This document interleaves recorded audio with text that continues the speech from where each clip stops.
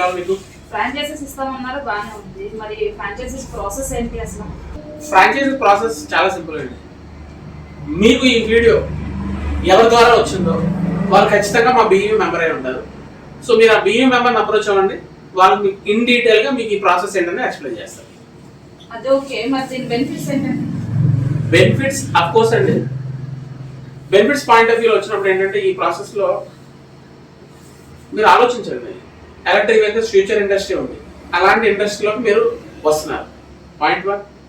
Second point, మీరు సమాజానికి ఉపయోగపడేటువంటి ఒక నిరుద్యోగం ఇష్యూ ఏదైతే ఉందో దాన్ని అడ్రస్ చేస్తున్నారు. పాయింట్ 2. పాయింట్ 3, పర్యావరణానికి హాని చేసే కలుషితం ఏదైతే ఉందో, కాలుష్యం ఏదైతే ఉందో దాన్ని ఎదుర్కోవడానికి ఈవీ అనేది ఆప్షన్ ఉంటే దానికి కూడా మీరు ఇండైరెక్ట్గా సపోర్ట్ చేస్తున్నారు.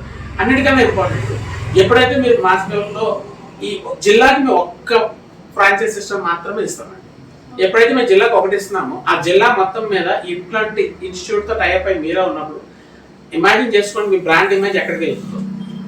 ఇవన్నీ ఓకే అండి, కానీ ఎవరైనా నంబర్స్ అయితే కదా చూస్తారు, నాకు నంబర్స్ ఏమైనా చెప్పగలరా? డెఫినెట్గా చెప్తానండి. మీరు కంఫర్టబుల్ నేను బోర్డు మీద ఎక్స్ప్లెయిన్ చేస్తాను. ఓకే, నెంబర్స్ చెప్తానండి.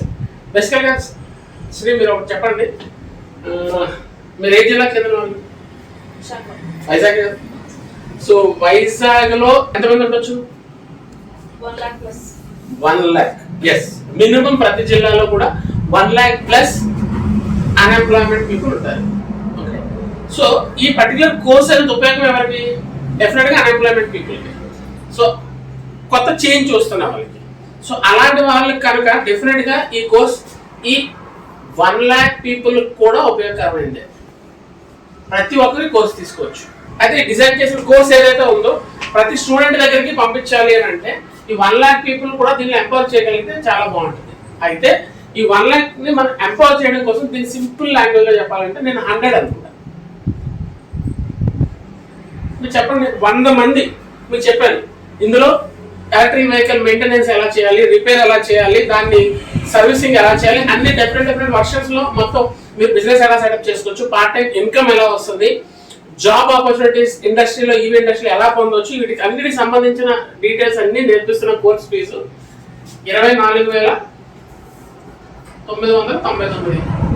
ఇప్పుడు దీంట్లో 5,000 డిస్కౌంట్ ఇస్తున్నాం.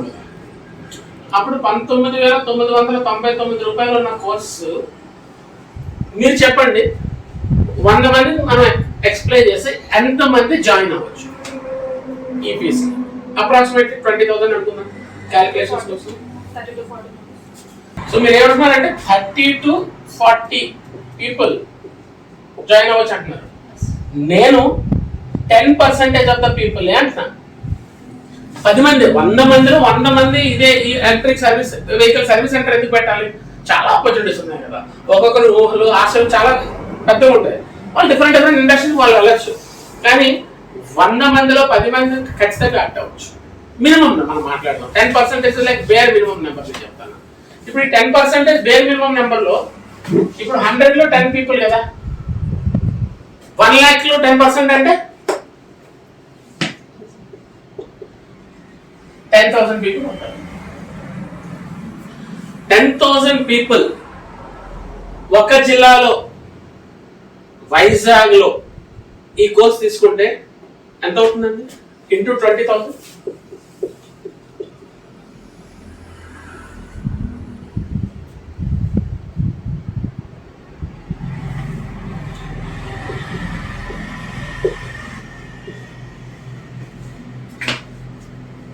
వందలో 10 మందే జాయిన్ అవుతున్నారు.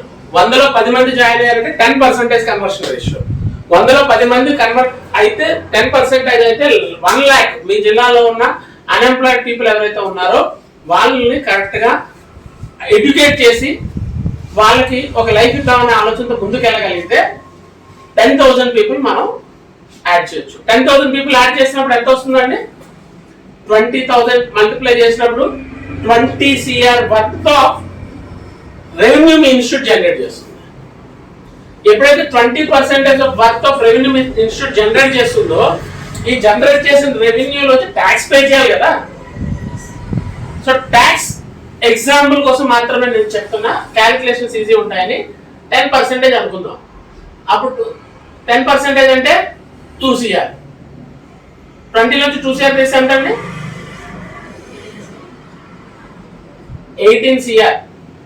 ఈ 18 CR లోంచి ఫ్రాంచైజ్ తీసుకున్న వాళ్ళకి ఫ్రాంచైజ్ పేఅవుట్ కింద 10% వస్తుందండి. అంటే ఎంత వస్తుంది? 18 CR 10% అంటే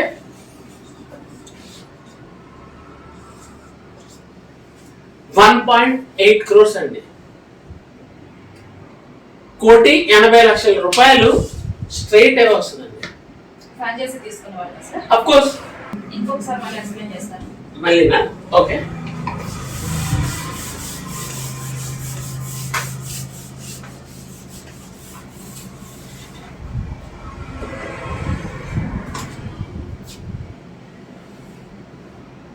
వన్ లాక్ అన్ఎంప్లాయిడ్ యూత్ ఉన్నారు ప్రతి జిల్లాలో. మినిమం నేను చెప్తాను, వాళ్ళకి ఎడ్యుకేషన్ ఈ కోర్సు పైన పూర్తి అవగాహన కల్పించి మీరు చెప్పినప్పుడు 100 పీపుల్కి ఎక్స్ప్లెయిన్ చేస్తే 10% కన్వర్షన్ రేషియో వెళ్ళినా సరే 10 పీపుల్ అవుతున్నారు. అదే 1 lakh లో 10% కన్వర్షన్ తీసుకుంటే 10,000 అవుతుంది. 10,000 into 20,000 ఎంత? 20 CR minus tax.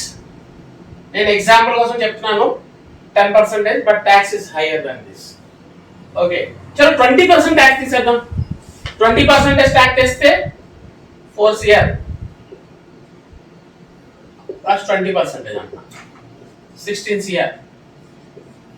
Franchise revenue 16 CR into 10% అంటే 1.6 CR. 1,60,00,000 రూపాయలు వచ్చేస్తాయి. 20 లక్షలు తగ్గింది అనుకోకండి, ట్యాక్స్ 20% క్యాల్కులేట్ చేసాం, క్యాల్కులేషన్ పర్పస్. ఇది క్లియర్ అండి? హ్యూజ్ నెంబర్, అందుకని హ్యూజ్ నెంబర్ లో నేను మిమ్మల్ని తీసుకెళ్లాలనుకోవడం లేదు. సింపుల్ గా చెప్పాలంటే ఇవన్నీ ప్రాక్టికల్ గా పాసిబుల్ థింగ్సే, బట్ ఓకే ఈజీగా పాసిబుల్ కాదు. దానికోసం కష్టపడాలి, వర్క్ చేయాలి, ప్రమోట్ చేయాలి. ఆ ప్రాసెస్ లో ఏంటంటే సో మనం 3% తీసుకుందాం. ఇదే పాసిబుల్ అవుతుంది అని అనుకుంటున్నాం, మనం 3% తీసుకుందాము. 3% తీసుకుంటే ఎంత అవుతుంది? 1 lakh లో 3% అంటే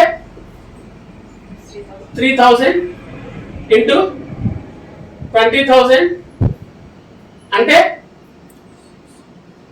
6 CR అవుతుంది. తక్కువ మాట్లాడుకుంది, ఎక్కువ అందరూ హ్యాపీయే కదా. సో 6 CR లోంచి ట్యాక్స్ తీసేద్దాం. 6 CR లోంచి 4% ట్యాక్స్ అయినా, సో 20% ట్యాక్స్ తెస్తే 1.2 CR పోతుంది. అప్పుడు ఎంత మిగులుతుంది? 4.8 CR. 4.8 CR లో 10% ఎంత?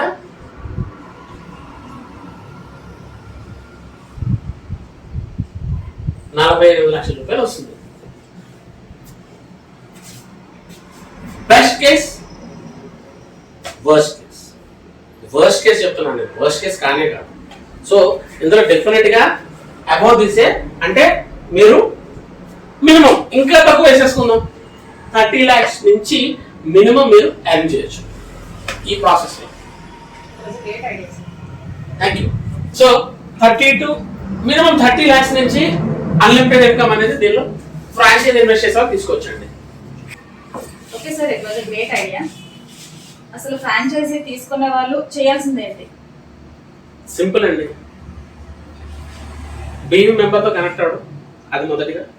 వాళ్ళ ద్వారా మమ్మల్ని అప్రోచ్ అయిన తర్వాత సింపుల్గా 50 lakh రూపీస్ వచ్చేసి రీఫండబుల్ ఫ్రాంచైజ్ పేమెంట్ మీరు పే చేయాల్సి ఉంటుంది. ఇంత బెనిఫిట్ కనిపిస్తున్నప్పుడు అమౌంట్ కట్టడంలో తప్పేం లేదు కదా సార్? ఎస్, కట్టడంలో తప్పు లేదు, బట్ అగైన్ మళ్ళీ ఇది refundable franchise fee. Refundable. Yes. Very nice sir. ఇందులో ఏమేమి వస్తాయి సార్? ఇందులో మేము చేయాల్సింది ఏముంటుంది, దానికి మీరేం చేస్తారు? మీరు అంటే ఫ్రాంచైజ్ ఓనర్స్. ఓకే, సో బేసికల్ గా ఫ్రాంచైజ్ ఓనర్స్ చేయాల్సింది ఏం లేదండి, చాలా సింపుల్. దీనిలో డిఫరెంట్ కాస్ట్ ఇన్వాల్వ్ అయి ఉంటాయండి. సెటప్ ఇన్వాల్వ్ అయి ఉంటుంది, మ్యాన్ పవర్ కాస్ట్ ఇన్వాల్వ్ అయి ఉంటుంది, పవర్ ఇన్వాల్వ్ అయి ఉంటుంది, మెయింటెనెన్స్ ఇన్వాల్వ్ అయి ఉంటుంది. A to Z ప్రతి కాస్ట్ ఈవీ క్రేజ్ సంస్థని భరిస్తుంది. అంటే అక్కడ ట్రైనర్ ఉండాలి, అసిస్టెంట్ ట్రైనర్ ఉండాలి, మెయిడ్ ఉండాలి, బేసిక్ సెటప్ ఉంటుంది, ఖచ్చితంగా దానికి సంబంధించినటువంటి ఎక్విప్మెంట్స్ అన్నీ ఉండాలి. ఇవన్నీ కూడా మేమే ఏర్పాటు చేస్తాం. చేసి తీసుకునేది వాళ్ళైనా సరే ప్రతిదీ మీరే చూసుకుంటారు? ఎస్, మేమే చూసుకుంటామండి. అయితే మీకు ఒక రెస్పాన్సిబిలిటీ ఉంటుంది. ప్రతి ట్రైనింగ్ ఇన్స్టిట్యూట్ కూడా ఒక ట్రైనింగ్ ఇన్ఛార్జ్ అనేవారు ఉంటారండి, సెంట్రల్ ట్రైనింగ్ ఇన్ఛార్జ్ అనేవారు.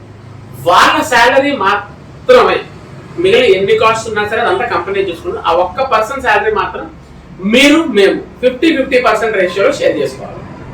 సో మళ్ళీ అది మేము కట్టాలన్నమాట, చేసుకోవాలి. అది కూడా మేము కట్టాలి? అది కూడా కదండి, మాత్రమే కట్టాలి మీరు. ఎందుకంటే ఈ ప్రాసెస్ లో ఏమవుతుందంటే, ఇప్పుడు ట్రైనింగ్ ఇన్స్టిట్యూట్ అక్కడ మీరు పెట్టిన తర్వాత, మీరు ఇన్వెస్ట్మెంట్ పెట్టిన తర్వాత మొత్తం మేమే చూసుకుంటాం అన్నప్పుడు, మీరు ఎక్కడో దగ్గర మీ ఇన్వాల్వ్మెంట్ లేకపోతే సిస్టమ్ లో ఇబ్బంది అవుతుంది కదా. మీ సపోర్ట్, ఈ ఎంటైర్ సిస్టమ్ మేమే నడపచ్చు కదా, కానీ మీ సపోర్ట్ తో నడిపిద్దామనే ఆలోచన. సో మీ సపోర్ట్ తో పాటు మేము నడిపించాలి అంటే ఒక్క పర్సన్ మీరు మేము కలిపి హ్యాండిల్ చేస్తాం అనుకుంటే బాగుంటుంది. అయితే ఈ శాలరీ కూడా మీరేం పే చేయాల్సిన అవసరం లేదండి. కాస్ట్ మీ 50%, కాస్ట్ మాకు 50%. కాస్ట్ అనేది ప్రతి నెల మేము అది పే చేస్తాము. ఎప్పుడైతే మీకు పేఅవుట్స్ రిలీజ్ అవుతాయో ఆ టైంలో ఈ 50% అనే ఎంతైతే టోటల్ ఉంటుందో అది ఎగ్జిస్ట్ అవుతుంది ఇందులో. ఆ సెంటర్ ఇన్ఛార్జ్ మీరు ఏదైతే హ్యాండిల్ చేస్తున్నారో మన ఇద్దరం కలిపి హ్యాండిల్ చేస్తాము, మీరు మేము. అది కాకుండా లోకల్ బ్రాండింగ్, ఎందుకంటే ఇందులో online branding, online marketing, promotions ఇవన్నీ మేమే చూసుకుంటాం.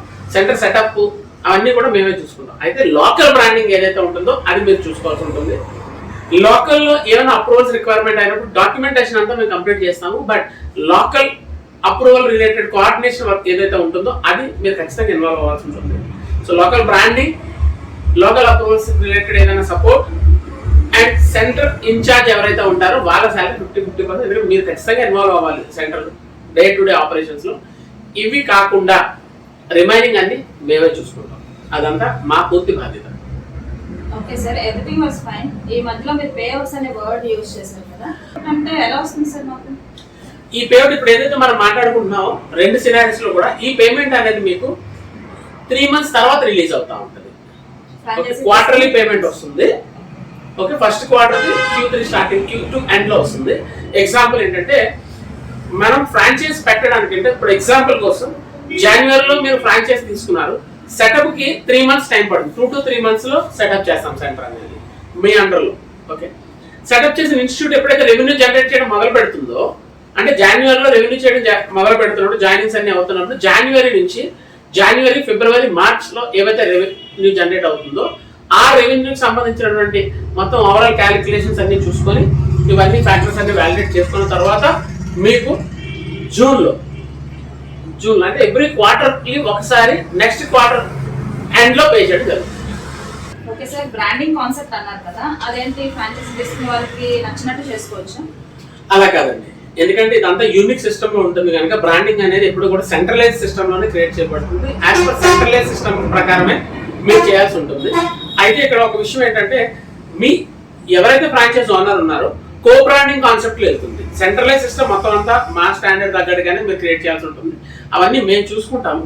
ఓకే, మీరు లోకల్ బ్రాండింగ్ లో మాత్రం మీరు డెఫినెట్ గా మీ ఓన్ చాయిస్ ఉంటుంది. కానీ మీరు లోకల్ బ్రాండింగ్ చేసేటప్పుడు కంపెనీ స్టాండర్డ్ తగ్గట్టుగానే, కంపెనీ ఇన్స్ట్రక్షన్స్ తగ్గట్టుగానే చేయాల్సి ఉంటుంది. Along with your own self branding అండి, అంటే మీరు మీ ఇమేజ్ కూడా అక్కడ పెట్టుకోవచ్చు. వాళ్ళ ఇమేజ్ తో పాటు మీరు కూడా బ్రాండింగ్ చేయాల్సి ఉంటుంది. ఎగ్జాక్ట్లీ, మా బ్రాండింగ్ తో పాటు ఇమేజ్ మీరు పెట్టుకోవాల్సి ఉంటుంది. ఎందుకంటే ఇప్పుడు మన 26 జిల్లాలు ఉన్న ఆంధ్రప్రదేశ్ లో 26 జిల్లాల్లో కూడా మన సెంటర్ ఉంటుంది.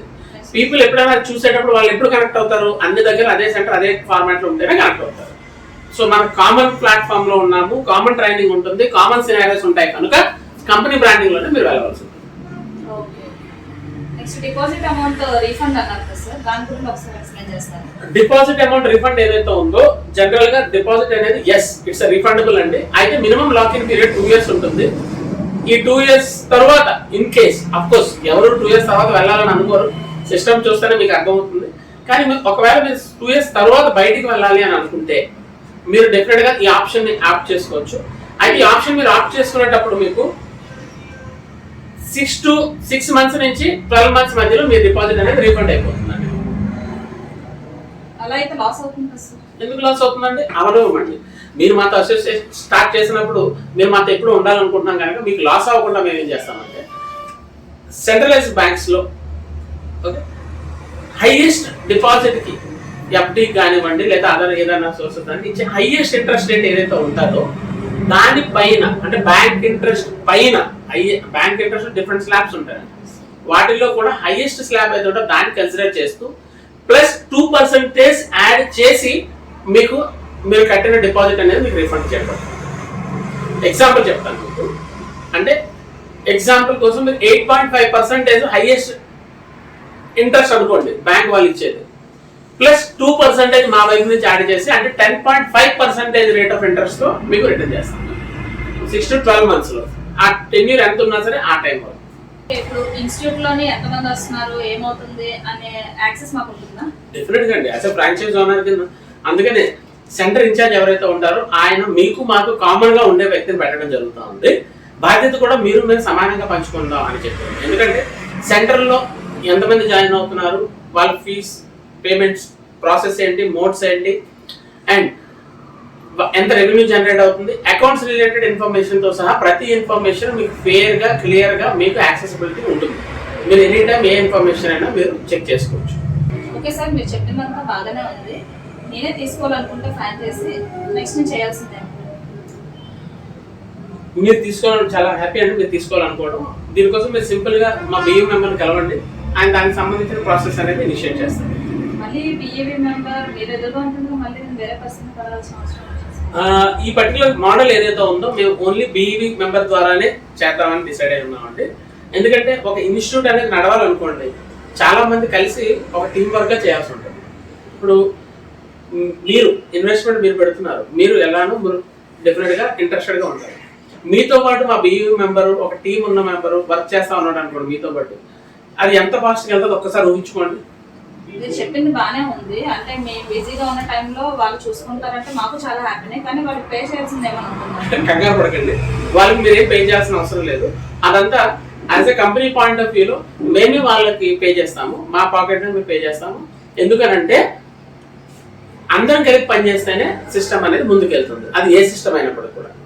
అలా అయితే ఓకే సార్, ఎలాంటి పేమెంట్ మేము చేయాల్సిన లేదా పర్సన్ కి, కానీ మాకు బెనిఫిట్స్ వస్తాయంటే మాకు మంచిదే కదా సార్. డెఫినెట్గా తప్పనిసరిగా మీ బిఏ పర్సన్ సారీ మా బిఏ పర్సన్ కలిసి అప్పుడు మా బిఏ మెంబర్ మీ బిఏ మెంబర్ అయిపోయారా?